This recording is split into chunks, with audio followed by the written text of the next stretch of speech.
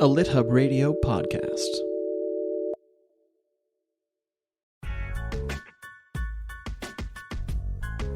Hello, tell-allers and soul-bearers and vein openers and bloodletters. I'm Brooke Warner. I'm here with Grant Faulkner. And Grant, I know we are really looking forward to today's interview with guest Jong Fast, who has just published a new memoir about her relationship with her mother, Erica Jong. And we had Erica Jong on the podcast in 2021, Grant. Honestly, it was a little shocking for me to see that 4 years had already passed. Oh my God, yeah. I mean, that's one of the odd things about hosting a podcast. We have to tell listeners that. But I remember interviewing so many guests, and it feels like it was just yesterday. And then when I looked them up, it's like several years passed. And with Erica Jong, I know we both remember well that Erica was in the early days of dementia when we recorded that interview. We really didn't know what to expect, but she disclosed that to us ahead of time. I think the implication was to offer, she wanted us to offer her a little grace, of course, and to warn us that if she had a moment or went off course, that we'd stay with her or maybe edit her. And I was very touched by her candor, and I think it's appropriate to acknowledge that one of the traits Molly must have inherited from her mother is candor, because her new memoir, How to Lose Your Mother, is every bit that. Candor is a perfect descriptor. This book is that, candid, authentic, true, daring, exposing, real. I guess the best way to describe a memoir like this one is that it's really a nepo baby memoir, because Erica Jong, for anyone who doesn't know, was wildly, wildly famous in the 70s and 80s in particular because of her book, Fear of Flying, which was published in 1973. Molly was born in 1978 at the height of her mother's fame. And I don't usually love celebrity memoirs, but nepo baby memoirs, especially when those babies are babies of literary giants, that's something I can get behind. And so this book is about being the daughter of Erica Jong, yes, but it's also centered in Jong Fast's terrible year, a year in which her mother and stepfather are failing, and she has to move them into a nursing home. A year in which her husband is diagnosed with cancer. There's a lot going on in the book, and yet this current that she's tracking about her mother, with whom she's obsessed, she says, who she fiercely loves, and who was not a particularly good mother to Molly. She's tracking all of these things. And Grant, I found the book both wonderfully laugh out loud funny and sad and poignant and heartbreaking. It's been described as scorched earth, and it's certainly not without its controversy. There's been accusations, both written and verbalized, about this book, that it's a betrayal of her mother, to which Molly said, yes, it is in a way. And she's also suggested that the book makes her even with her mother, because Erica wrote about Molly in her fiction and really didn't ever value her privacy. And Molly spends a lot of time in the book talking about how she's also a bad daughter. But there's a particular quality to the writing that has to be stated here, and I'm going to ask Molly about this in the questions. Which is like, it's lighthearted. Her mother is a bad mother. Molly is a bad daughter. But when she writes about it, it's not like the kind of bad of a mother who abuses her child. It's the bad of a mother who puts herself first, who's wildly narcissistic, who's made a lot of questionable choices. And she was also delightful and fun and interesting and very famous, all of these things.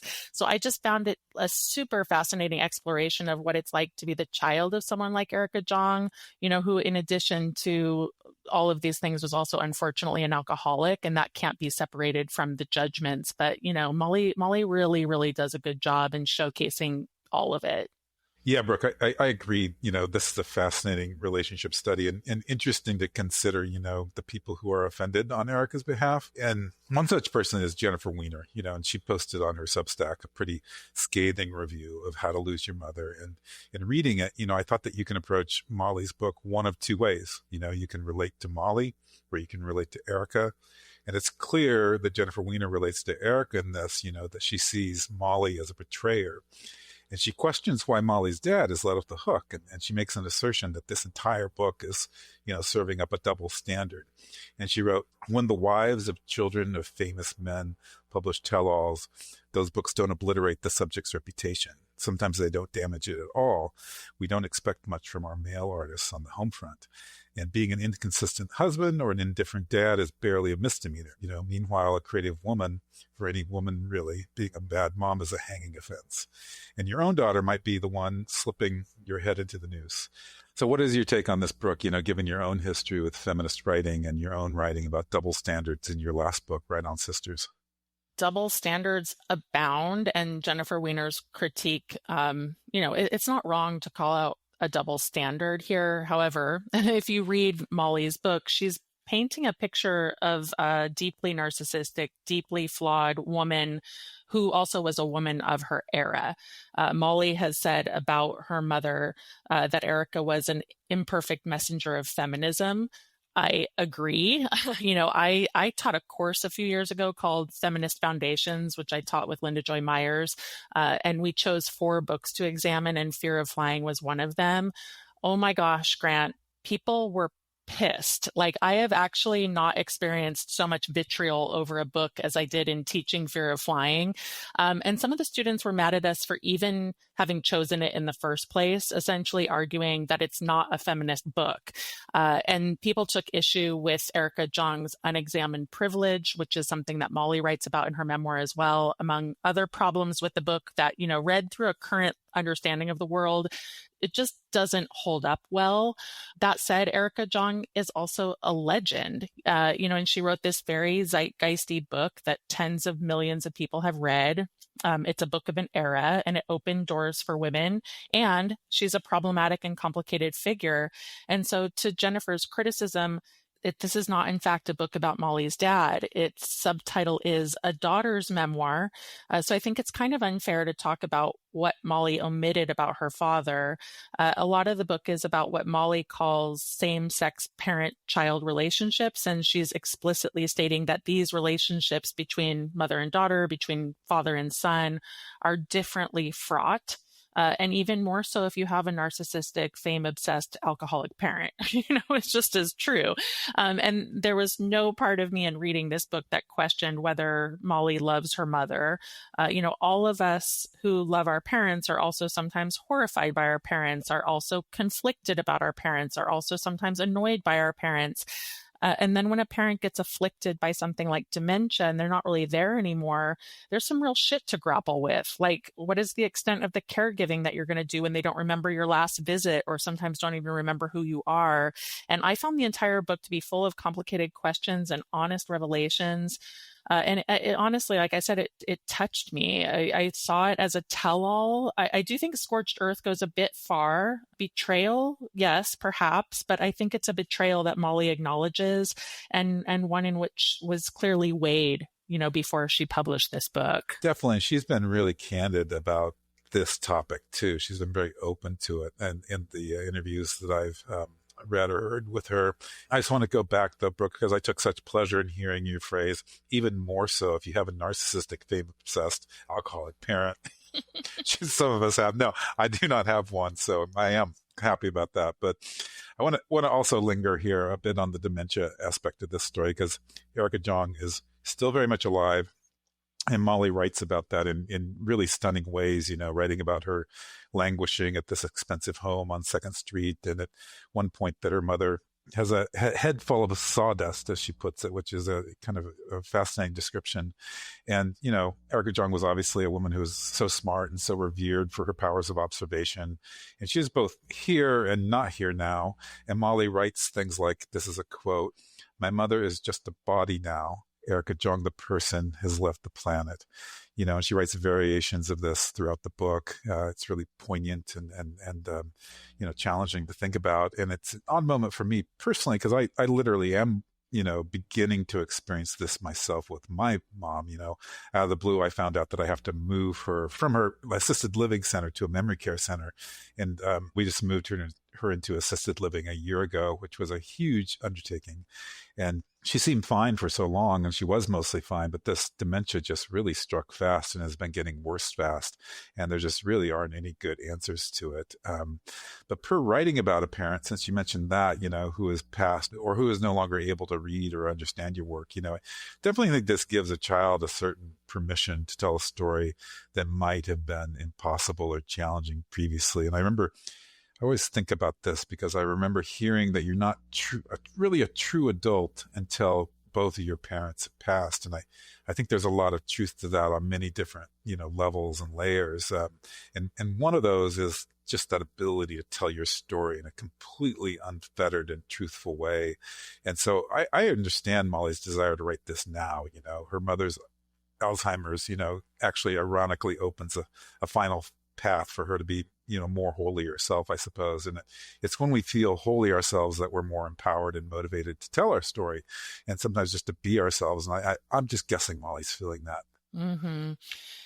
Yeah, I imagine so as well. And I actually experienced this on a very small scale with my dad in something that I wrote recently, that I don't think at all that he would have appreciated having public.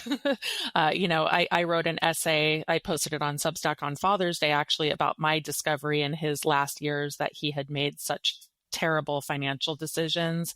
And I wrote the essay while he was still alive, but he wasn't well. And I actually knew he would never read it. And that did give me a lot of freedom to write things that I might have not otherwise felt I could write. So it's interesting when it comes to memoir, because people often talk about waiting for someone to die before they can write the story that they need to write. But it's certainly also the case this can happen when someone is here but not here. And there's a certain very sobering reality to that very notion. And I read the book thinking about Erica Jong for sure. Like, how would she react to this book if she was okay? But then on Fresh Air, Terry Gross actually posed the question to Molly. She asked her straight out, would you have written this book if your mother, had all of her capacities? Molly said yes. And Molly knows her mother better than any of us do, certainly. And I think a writer like Erica, who bore it all in book after book, would understand the impulse to put it all out there. And for me as a reader of this book, I felt real intimacy with Molly, letting us into her life, seeing what this rarefied, weird childhood of hers was really like, and then showing us how and why she's never really gotten over her childhood. And she's critical of that too. She talks about not really feeling like a person in the world. And on this front, the book is really a profound psychological exploration of fame, bad boundaries, neglectful parenting, and so much more. And I really, truly loved it. And I think celebrities so often give us a side of life that's exaggerated or bigger than normal life. This is kind of their purpose in some ways. But those outsized qualities can comment on our own lives in interesting ways, which is the case here. And I know I've actually talked to many women or daughters who have a similar relationship with their mothers, just without that fame part, but with the narcissism and the bad boundaries and neglectful parenting or just challenging parenting. And it's interesting for me, though, because I'm a huge fan of Molly's podcast. So she's actually the celebrity for me now. And even though I grew up knowing about Erica Jong, Molly's the one that is the celebrity for me. And I love her intelligence on her podcast, but I mainly love her ability to tell it like it is, which is just such a part of who she is. And it shines through in this book. So I've been saying I'm nervous-sighted to talk with Molly because I'm a fan and I'm eager, but I'm also a little bit nervous. But here we go. It's going to be so fun after this short break.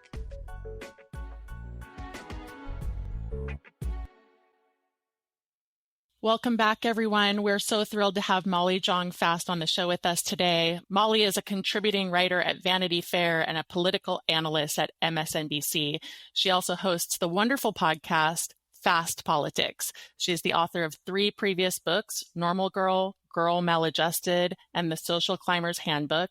And she's written for The Atlantic, The Daily Beast, Playboy, Glamour, Vogue, and The Forward. Her brand new memoir, How to Lose Your Mother, just came out this month and centers, among other things, her relationship with her mother, the novelist Erica Jong.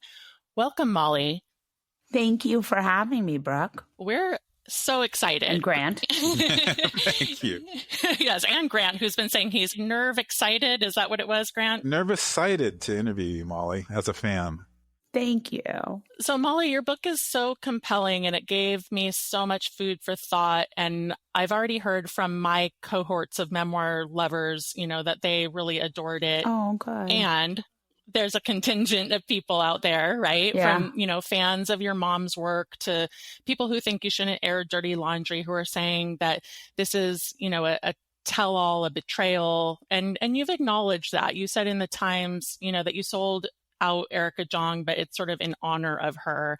And I wanted to ask you about this quote you've said a few times, opening a vein, because we're Memoir Nation and we know all about that vein. Yeah. And at the same time, when you do that, there has to be some kind of guiding principle. And I'm just wondering for you, was there anything off limits and how was it to open that vein?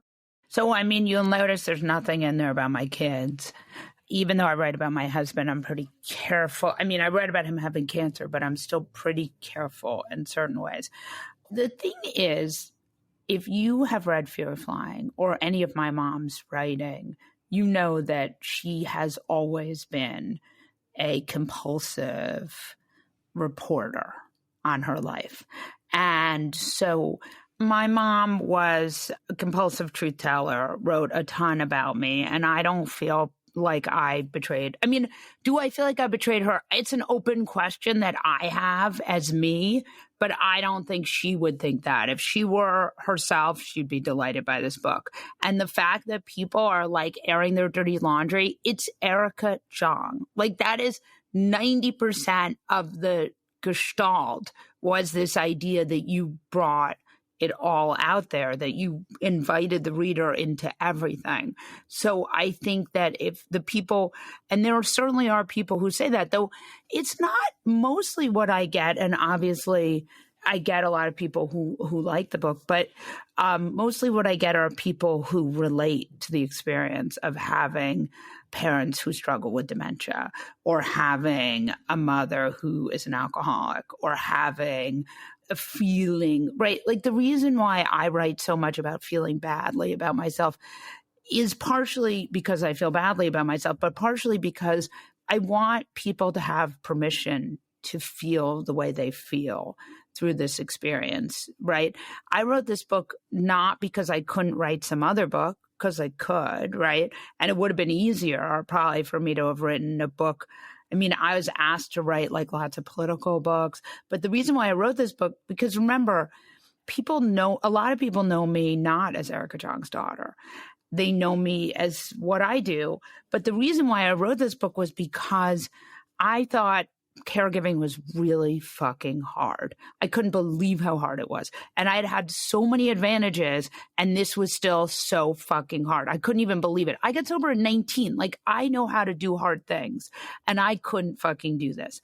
And that was why I thought I wanted to write this book. So if people want to criticize me, and there are many, many reasons to criticize me, but dirty laundry airing is not the play in my mind. You criticize me for being privileged, but I think that I've actually, and I don't want to seem defensive here, let me rephrase that, but I am being a little bit defensive, but I actually think I have largely tried really hard to use my privilege for good, to try to stand up for people who are not given the privilege that I was. And I feel very strongly that telling my story was, first of all, my mom has dementia, so she wouldn't have known. And second of all, I felt like I had a story where she had made me a public person. I had continued with that career, was very grateful to get to do it because it's a huge advantage. She gave me a lot of advantages. But, and I wanted to use that platform to talk about how hard caregiving is and to give people the permission that I think they deserve to say, this is really hard and I'm not doing it the way I want to do it. So, I have definitely had a few people say things like that, but I'm not sure. I would not go to someone and say, you're not allowed to write what you write because I find it distasteful. That would not be my move. Well, Molly, Susan Cheever, who's, of course, John Cheever's daughter, she told the Times that your book is an act of reclamation. And this feels like an important articulation of what you've done because, you said that your whole life you were an object rather than a subject. And this behind the scenes look at your life and your upbringing paints a very complicated picture of deep love and real suffering inside this relationship with your mom. So I'm just curious, did you experience the writing of this book as an act of reclamation? You know, I don't know. I feel pretty good about this book. It's funny because I don't really like to talk about myself, which is really ironic, right? I don't like to talk about myself. I find it boring. I'm not an exciting person in a lot of ways. So, no, let me rephrase that. I don't think I'm so interesting, but I really did feel when this was happening that there was so much to say and so much experience to share that people would be able to relate to. So I was happy about that. And then after I wrote it, I had when it was about to come out, I had a minute where I was like, I've definitely ruined my life. Like, this was a huge mistake. And then, when I've been going and talking places, people come to me and they say, I have a mom who is going through this, or I have a dad who's going through this, or I'm an only child, or it's like there's a real connection. And for me, I don't know that I'll ever write another memoir because I'm not sure that anything so interesting will happen to me. But the sort of power of memoir I've really gotten to see on this tour. I've gotten to see that, writing your own experience really does allow other people to come in and learn from it. And that has been incredible. Yeah, we love to hear that. And I want to pick up on the love letter part of what you've done. I think it could be tempting for some critics of the book to think that you're out to hurt your mom somehow, but that, of course, overlooks the complexities of your relationship. And I picked up on this tone in your book that I struggle to put into words, but I'm going to try, so bear with me, because there's a kind of irreverence that stemmed from the sense that, I thought anyway, nothing your mom did, no matter how far she went with her antics or how much she embarrassed you, was surprising. Yeah. And growing up with that, I imagine can kind of bring like a numbness to experience in a sense, like you're anesthetized to her behavior and yet it's crazy. And so I wondered if that kind of made you not take it all so seriously, right? And it's like a survival mechanism in a sense that steels you against the narcissism, and yet allows you also to come through it still being fiercely loving and loyal. So I guess I'm just trying to see if that characterization feels accurate to you or if you would characterize it otherwise. Part of what I was struck by when I was writing this book was just how much of my mom was just her not being able to stop drinking. And how she would sort of have good intentions and just couldn't keep herself from getting drunk.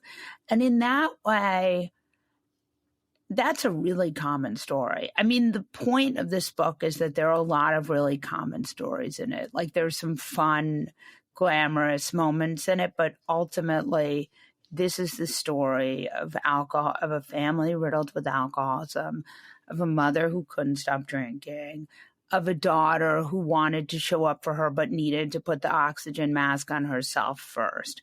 And in that way, I think a lot of us have that experience. So I don't feel like, I don't know that I was better at dealing with that world than other people. I just think I got sort of tricks to dealing with it. I put together some tricks to dealing with it, but I don't know that I was sort of better at it than anyone else. Well, Molly, we talked to a lot of memoirists who say what you actually said about memoir, which is that they bristle at the idea of writing as therapy. Yeah. I know I've definitely bristled at that characterization of writing in general. So I'm curious, on the other side of this, do you still bristle, or do you feel more like there's value in the therapy aspect of doing this kind of personal writing? No, I wouldn't say I bristle. I just don't. I wouldn't ask you to spend $26 on my therapy notes. That said, you can spend $26 on Joan Didion's therapy notes and find me in it. So that would be my take. I wrote this book because I thought the story would resonate. Like, I thought people would be able to be like, oh, that's me. And I also wrote this book, and and it's kind of like really gratifying was there was a New York Times op-ed that had this book featured prominently in it last week about dementia. Now, I thought the point of the op-ed was a little bit odd, but I absolutely was so glad that we were talking about it because it's like a very unsexy topic that people don't really talk about. And, you know, like there are 1,000 books on how to raise kids.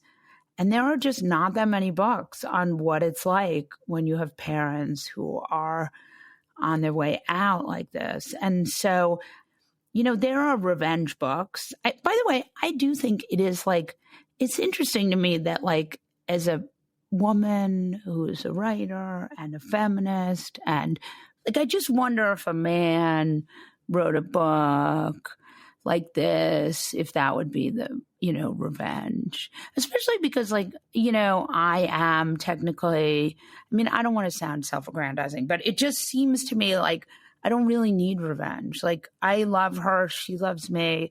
You know, she's not really in her body the way she used to be. I wanted to like tell a story that I thought other people would resonate with. And by the way, I mean, I felt like I had an opportunity because she was a public person who had written this kind of stuff about herself that I could tell this story. And so I feel pretty good about this. I mean, let me rephrase that. As someone who has things weigh on them, this does not weigh on me.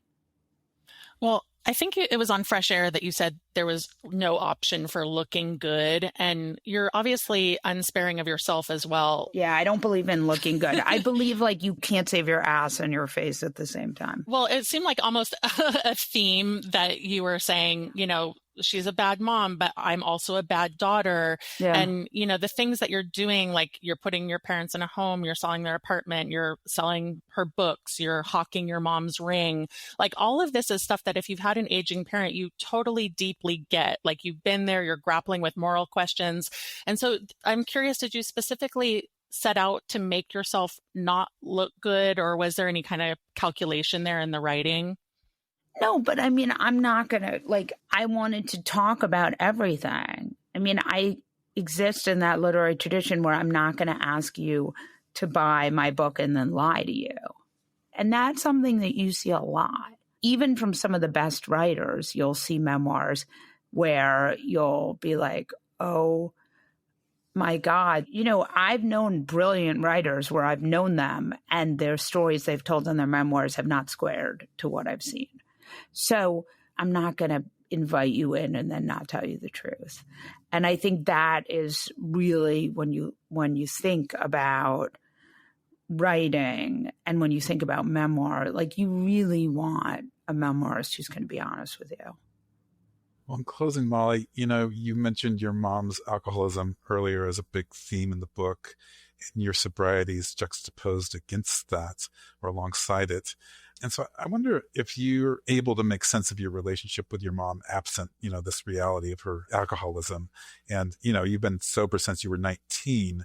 If you found any, you know, new insights from writing about this in the book. You know, my alcoholism, I mean, I've definitely like come to a different place with my mother's alcoholism where I just want her to be happy and have a good time. And I don't feel like it has anything to do with me, that it's its own thing that is about her. So in that way, I think I've come far with it. I don't begrudge her drinking. You know, it's very hard to get sober and a lot of people don't get sober. I'm not sure that has much to do with me, if that makes sense. So I don't begrudge her drinking and I don't feel particularly, you know, I've written about sobriety a lot. I think there's a lot of value in saying that I'm sober since I was 19, 27 years. Not because I'm so great, but because when I got sober, I really did not think you could get sober at 19 and stay sober. So I would not be sober had I not met a woman when I had 3 months of sobriety who got sober at 19 and was like very old. She was like 30. And I thought, well, I've never known a person this old. But, you know, I thought, wow, you can really do this. And so why I wanted to come out and talk about my sobriety was because, and I have talked about it a lot, is because I want people to see. First of all, I think every time sober people talk about being sober, it destigmatizes alcoholism, because it's not like having a movie star who's crashing their car being like, it's a totally different thing, right? It's just talking about how you can be sober a long time and it's okay. And that even though I have the disease of alcoholism, I haven't had to ruin my life. And so I want that to be something we talk about in the public discourse. I think it's important. Thank you so much for being with us, Molly. It was such a treat. Thank you. We'll be right back with today's Book Alley.